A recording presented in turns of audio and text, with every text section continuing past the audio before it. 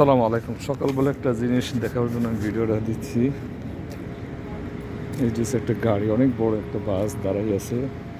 আমাদের সেই সুপ্রিয়, সুনামধন্য, খ্যাতি সম্পূর্ণ রেমিটেন্স যোদ্ধা যারা আমরা আছি, আজকের প্রায় 53 জন লোক ছুটি যেতেছে। কোম্পানির কাজ একটু ডাউনে আছে, সেই জন্য সবাই ছুটি যেতেছে। এই মাসে অনেকগুলো গেছে অলরেডি। তো আজকের একসাথে 53 আছে, 53 জন।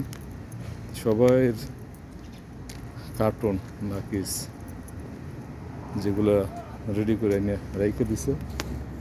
এরপরে তারা সবাই রওনা দিয়ে আসবেন, এসে যার যার কার্টুন শেষে দেখে দেখে গাড়িতে ভরে এয়ারপোর্টের উদ্দেশ্যে রওনা করবেন।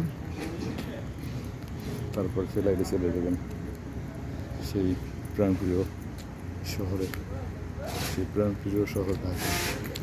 এই গাড়িতে ভরে যাইবে সবাই। তো বিদেশের বাড়িটা অ্যাকচুয়ালি অনেকটা ইয়ে গেছিল, এখন আর আগের মতো এতটা কাজ কাম নাই। সেই জন্য কি কোম্পানির কাজ অনেকটা ডাউন হয়ে গেছে।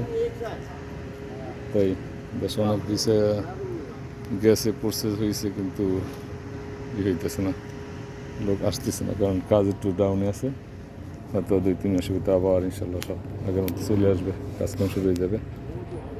এতে ফাঁকি আর কেরা ঈদ আছে, কোরবানি আছে, সেই জন্য সবাই ছুটি দিয়ে ছুটি কাটাইতে আছে।